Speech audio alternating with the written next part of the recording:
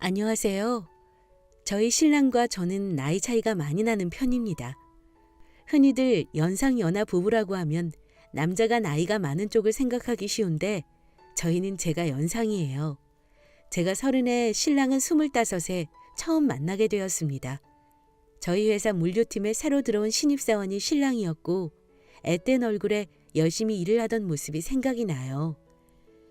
20살 중반의 남자애들은 노는 거 좋아하고 친구들이랑 어울려 다니는 걸 좋아하는데 늘 일만 열심히 하고 퇴근을 하면 불이 나게 집으로 가던 모습이 인상적이었습니다. 하지만 저보다 나이도 어리고 부서도 다른 신랑에게 이성적인 마음은 가질 수 없었어요. 저희 회사는 매년 연말 소고기집에서 막년회를 크게 하는데 그때는 전 직원들이 회식을 했고 우연히 신랑과 같은 테이블에 앉게 되었어요. 신랑은 막년회를 하는 내내 술도 한 잔 먹지 않고 고기만 먹고 있었습니다. 음료수라도 좀 마시면서 드세요. 체해요. 제가 소화능력 하나는 끝내줘요. 걱정 안 하셔도 됩니다. 콜라 옆에 둘 테니까 그래도 음료수 드시면서 먹어요. 체하면 고생해요. 유리컵에 음료를 담아서 신랑 옆에 두었고 신랑은 연신 고맙다는 인사와 함께 고기를 먹었습니다. 그리고 회식이 끝난 이후 쭈뼛거리며 굼뜨게 나가는 모습에 어디 몸이라도 안 좋은가 생각을 했는데 가장 늦게 나오면서 남은 고기를 주섬주섬 챙기고 있더라고요.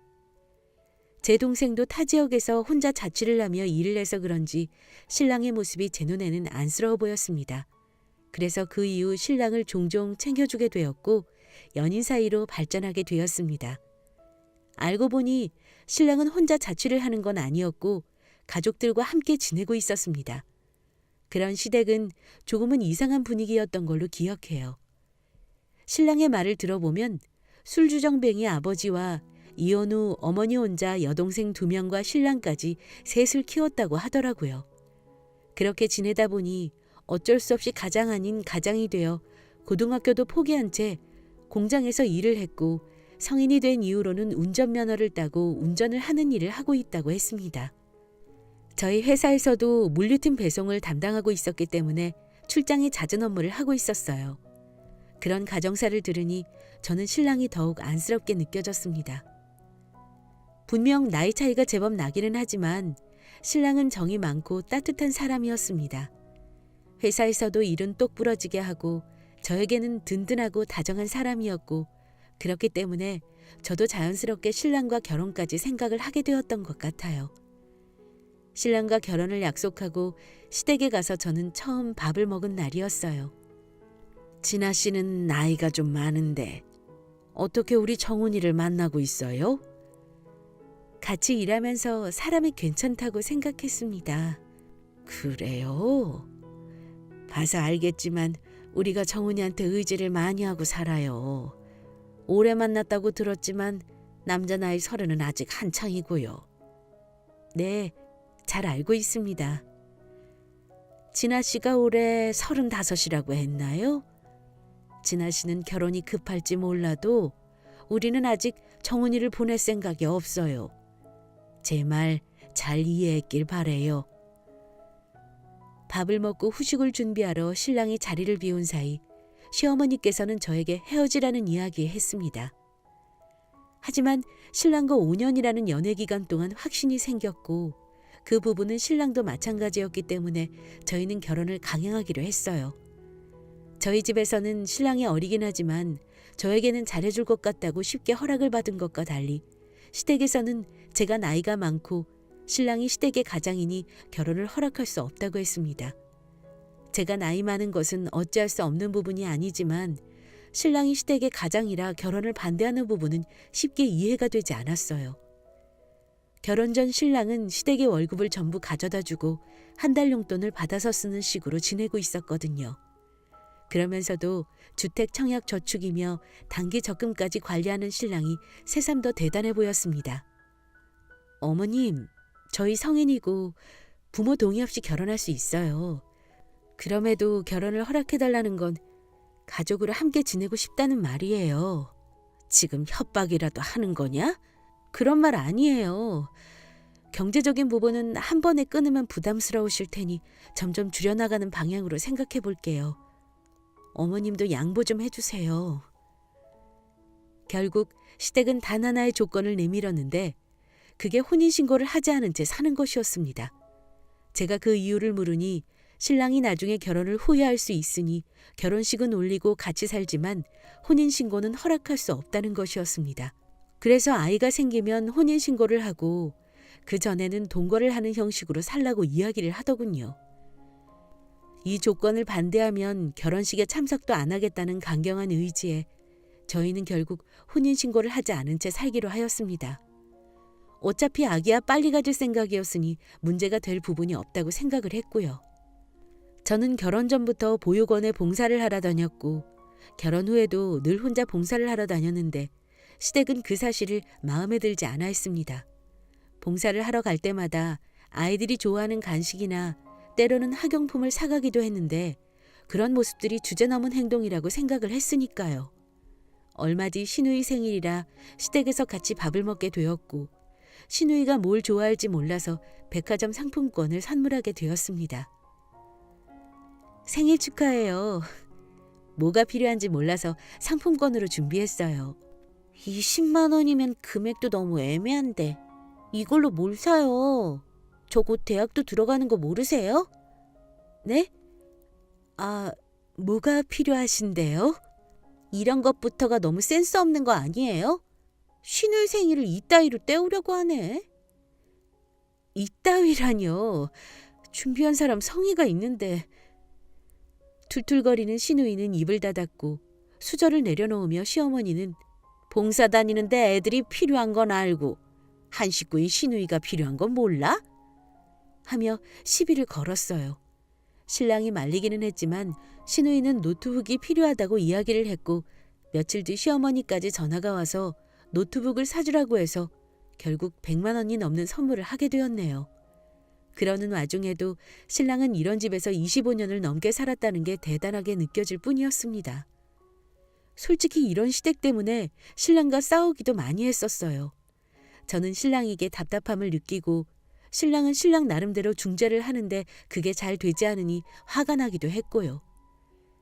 시댁과 크고 작은 마찰이 생기기 시작하고 나서는 신랑도 시댁에 가는 것을 꺼려했고 몇 달을 왕래를 안 하다 보니 저한테 전화가 오더라고요. 너 지금 우리 무시하는 거냐? 그게 무슨 말씀이세요? 나이 많은 늙은 너를 며느리로 받아줬더니 시댁 식구들이 아주 우습지? 그런 게 아니라 요즘 일이 많아서 못 갔어요.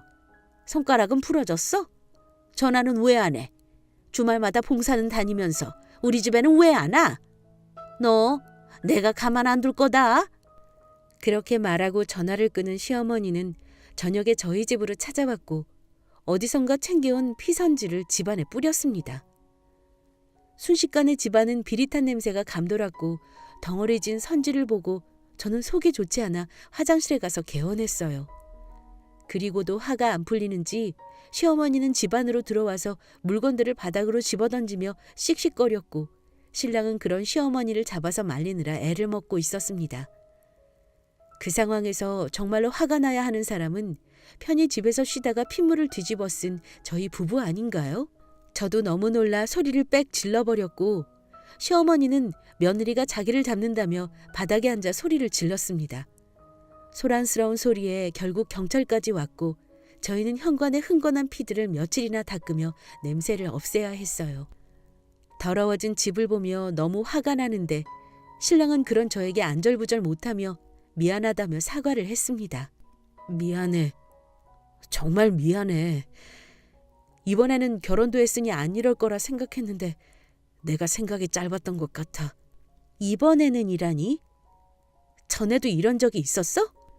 내가 집의 가장이니까 집에서는 내가 사람들이랑 어울리는 거 싫어했어. 그래서 종종 이런 일이 있긴 했는데 설마 결혼하고도 이럴 줄은 몰랐어. 다음부턴 문도 열어주지 않을게. 미안해. 그러니까 한 번만 이해해줘. 길 잃은 강아지 마냥 덜덜 떠는 신랑을 보고 있으니 그동안 시댁이 신랑을 얼마나 사회적으로 고립을 시켰을까 하는 생각에 한숨이 나기 시작했습니다. 그리고 이러한 행동은 시어머니뿐만이 아니었어요. 시누이라는 것들도 틈만 나면 신랑에게 전화를 해서 뭐가 필요하다, 돈 좀 달라, 이걸 안 해주면 오빠가 내 인생을 망치는 거다. 하루가 멀다 하고 전화가 와서 돈을 요구했고 그럴 때면 신랑이 아르바이트를 해서라도 돈을 마련해서 보내곤 했습니다. 시어머니에게는 단호하면서도 동생인 시누이들에게는 한없이 베풀기만 하는 신랑을 보고 있으니 점점 갑갑해져 왔습니다.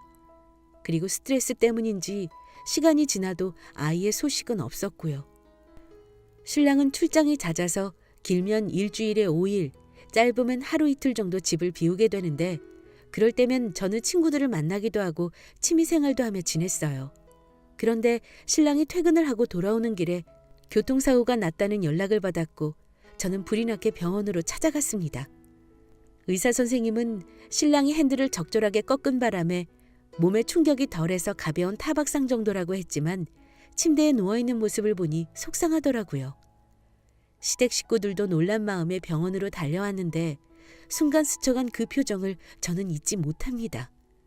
걱정되는 눈빛이 아니라 설레는 표정으로 왔다가 신랑이 인사를 하는 순간 싹 표정이 바뀌던 그 순간을요.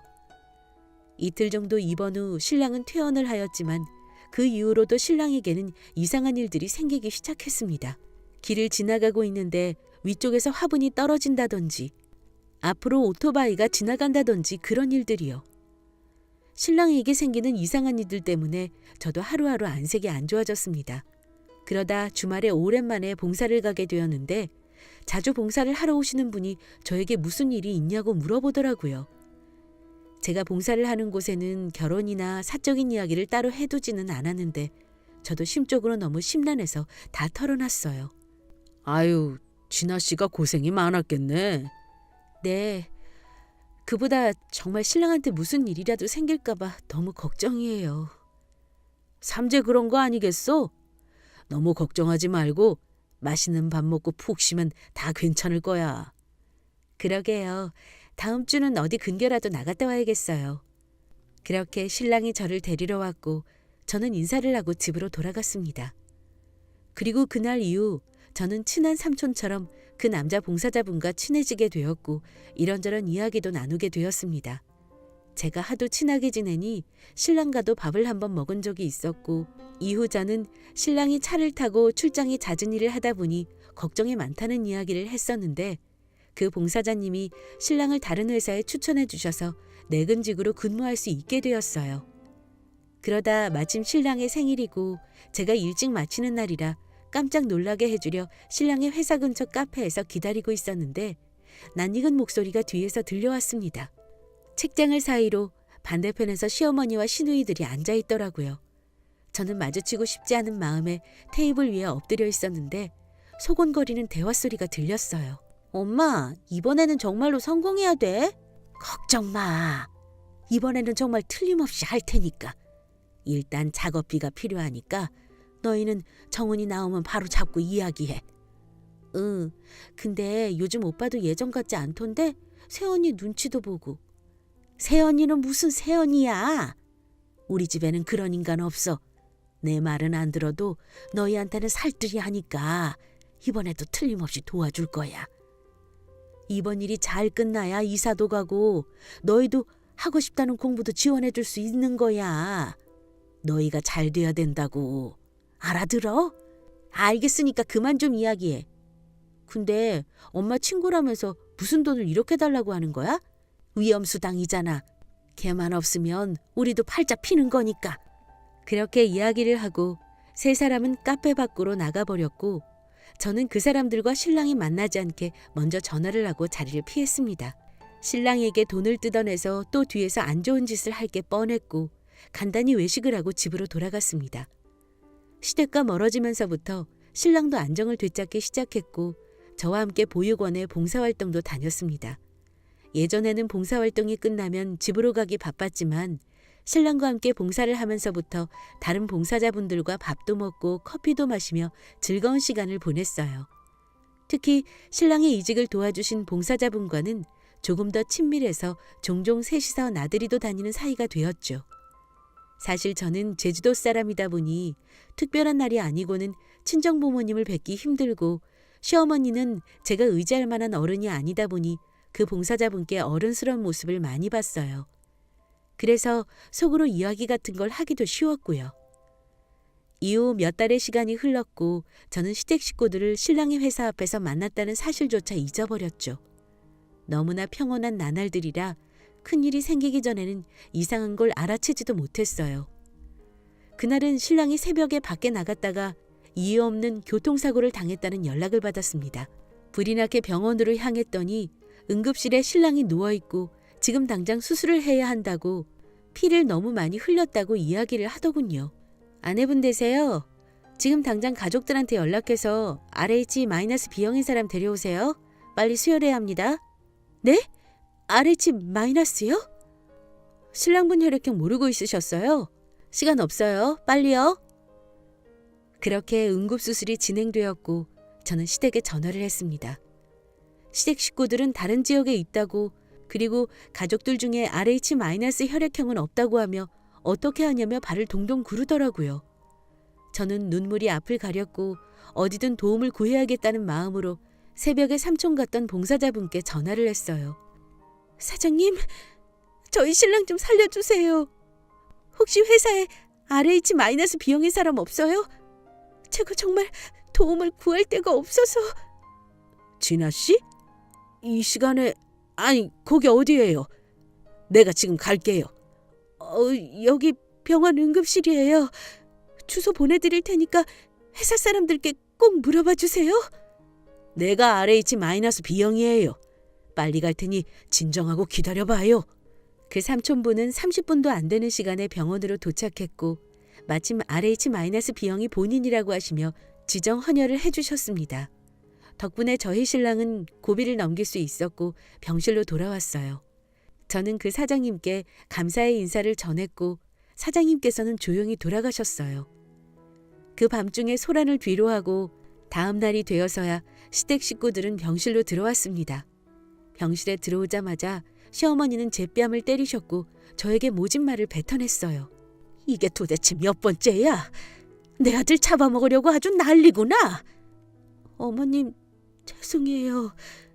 이 사람이 간밤에 나가는 바람에.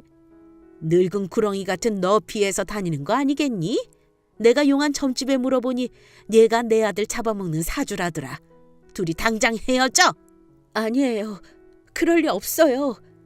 내 아들이 지금 저 꼴인데 그런 말이 나와? 처음부터 내가 반대를 했어야 했는데. 나가. 너 같은 거 필요 없어. 저는 그렇게 신랑의 병실에서 쫓겨났습니다. 1인 병실이다 보니 시댁 식구들은 그 안에서 나올 생각조차 없었어요. 병실 앞에 저는 덩그러니 앉아 있었는데 갑자기 다급하게 의료진들이 병실 안으로 들어갔고 놀란 나머지 저도 병실로 따라 들어갔습니다. 의료진들은 신랑을 이리저리 살펴보며 수액도 넣고 심폐소생술을 진행하고 있었고 시댁 식구들은 그 앞에서 울고 있었습니다. 저도 그 앞에서 멍하니 앉아 있었고 다행히 정상 심박으로 돌아온 신랑을 보고 안심할 수 있었어요. 시댁 식구들은 그런 저를 다시 쫓아냈고 저는 걱정이 되어 미칠 것 같았습니다. 밖에서 신랑이 얼른 회복하고 일어나기를 바랄 뿐이었죠. 그런데 병실 안에서 신나는 듯한 소리가 들려왔습니다. 제가 들어갈 수 없으니 문을 살짝 열고 안을 동영상으로 찍어서 봤더니 두 시누이는 신이 나서 춤을 추고 있고 시어머니라는 사람은 누군가와 통화를 하고 있었는데 그 내용이 보험금을 받으려면 필요한 서류들이었어요. 보험금 7억 수령하려면 사망증명서랑 뭐 필요하다고 했죠? 아니 결혼은 했는데 혼인신고 안 해서 내가 다 받으면 돼요. 그냥 미리 알아봐두려고 하는 거지. 사람 일 어떻게 될지 모르는 거니까. 설계사님, 내가 밥 한번 살게요. 시어머니는 누워있는 신랑 앞에서 보험금 수령 방법에 대해 물어보고는 두 딸과 함께 기뻐하고 있었습니다. 저는 그 모습을 보고 벌컥 문을 열고 병실로 들어갔고 지금 이게 무슨 이야기냐고 물으니 태연하게 신랑 앞에서 보험금이 있다고 이야기를 하더군요. 그러면서 어차피 수령자는 본인이니 그 돈을 탐내지 말라고 하면서요. 나 참 어이가 없어서 본인 배로 낳은 아들이 맞나 싶었습니다. 이거 보험 사기죠. 신고할 거예요. 이게 무슨 보험 사기야. 정당한 절차인데. 아픈 사람 앞에 두고 이건 아니죠. 어디 증거라도 있니? 그리고 어찌되었든 내 아들이고 넌 그냥 동거녀야. 그 순간 저는 휴대폰에 녹음한 음성을 들려주었습니다. 몇 달 전 카페에서 신랑에게 돈을 빌려 음모를 꾸미던 내용이었습니다. 사람을 시켜서 차로 치면 된다. 어차피 대포차니까 상관없다. 깔끔하게 하는데 뒤탈이 없다. 어차피 우리 가족도 아니다 등등. 그리고 좀 전에 동영상으로 찍은 보험금 청구 내용도 연속으로 틀었더니 시댁 식구들이 얼굴이 사색이 되어서는 저를 향해 달려왔습니다. 저를 밀치는 신우이 때문에 저는 휴대폰을 놓쳤고 그 순간 제 뒤에 한 사람이 서 있는 것을 느꼈습니다. 당신이 여긴 어떻게... 당신이야말로 이게 무슨 얘기야? 보험 사기? 우리 아들을 죽이려고 한 거야? 아니 그런 게 아니라 당신이 뭘 한다고 그래? 그리고 왜 우리 아들이야? 내 아들이야? 당신 어제는 병원에 오지도 않았었다며? 근데 지금 며느리는 밖에 보내두고 이게 무슨 볼성 사나운 짓이야? 내 인생 그만 망치고 나가. 나는 볼 일 없으니까. 결국 시어머니는 병원에서 소란을 부려서 밖으로 나가게 되었고 저는 신랑의 아버지와 병실에 남아 있었습니다. 수혈을 해주고 가신 그 삼촌 같은 봉사자분이 신랑의 아버지일 거란 생각은 정말 꿈에도 하지 못했습니다. 무슨 말을 해야 할지 몰라 멍하니 앉아있으니 신랑의 아버지가 그동안 있었던 이야기를 말씀해 주시더라고요. 시어머니는 당시 큰돈이 필요해서 신랑이 친아버지에게 접근 후 아기를 가졌고 결혼을 핑계로 큰돈을 갖고 달아났다고 합니다. 임신한 그 몸 그대로요. 이후 친아버지는 시어머니를 찾으려 백방으로 노력을 했지만 찾을 수가 없었고 나중에야 시어머니가 다른 남자와 결혼을 했다는 소식을 들으셨대요. 친아버지는 본인의 자식이 아니니 시어머니께서 뱃속에 있던 본인의 아이를 혹시 버리지는 않았을까 하는 마음에 보육원에서 몇십 년째 봉사를 하고 있으셨대요. 혼자서 속지 않은 마음으로요. 그리고 신랑이 걱정이 된 나머지 병문안을 왔는데 거기서 딱 시어머니를 마주치면서 그동안 엮여있던 일들이 다 풀리기 시작한 거죠. 혈액형으로 보아 신랑은 봉사자분의 친아들이고 경제적인 이유 때문인지 신랑은 언제나 두 딸과는 다른 대우를 받으며 자라왔습니다. 그리고 결혼을 하는 순간에도 돈을 벌어줘야 하는 아들이 독립을 하게 되니 놓아주기 싫었고 제가 혼인신고를 하게 되면 보험금 관련 소송을 할까봐 혼인신고도 못하게 막은 거예요. 제 이야기까지 듣고 나서 친아버지는 아들 앞에서 어떻게 나서야 할지 모르겠다고 하시며 돌아가셨습니다. 다음 날이 되어 신랑은 깨어났고 한 달 정도 입원 끝에 퇴원을 했습니다. 몸은 이제 괜찮은 거야? 응. 그보다 병원에서 무슨 일이 있었어? 엄청 소란스럽던데. 아, 그게 들렸어? 그냥 어렴풋이 들린 것 같은데 무슨 일이 있었어? 저는 신랑에게 사고 이후 있었던 이야기를 해주었고 신랑은 곧장 시댁을 보험 사기로 경찰에 신고했습니다. 시어머니는 살인교사죄를 포함하여 징역을 살게 되었고 두 여동생은 직접적인 증거가 없어서 별다른 처벌은 받지 못했어요. 하지만 이 사건으로 시댁과는 완전히 인연을 끊게 되었고 저희는 혼인신고를 하였습니다. 그리고 힘들게 돌고 돌아서 만난 친아버지와 신랑은 재회를 하게 되었습니다. 친아버지는 혼자 작은 회사를 운영하며 지내고 있었고 그마저도 다른 보육원이나 요양원에 식품을 납품하는 일을 하고 있었습니다. 정말 귀한 인연으로 다시 만나게 된 아버지와 아들은 그 모습이 참 많이도 닮아 있었습니다. 하는 일 그리고 다정한 성품까지도요. 몇 년 후 저는 40의 나이로 귀한 늦둥이 아이를 낳게 되었어요.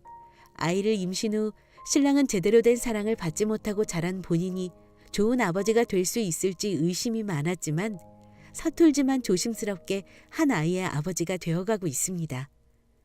조금은 늦게 맺게 된 가족의 인연이지만 시아버지도 점점 저희 가족에게 익숙해져 가고 있어요. 올 여름에는 처음으로 시아버지와 함께 1박 2일로 여행도 다녀오면서 진정한 가족의 의미를 깨닫고 있습니다. 처음 만났을 때부터 아픈 손가락 같던 신랑이 이제는 든든한 버팀목 곁에서 부모에게 받는 사랑을 느끼며 지냈으면 좋겠습니다. 긴 이야기 들어주셔서 감사합니다. 다들 가정 내 평안하시길 바랄게요.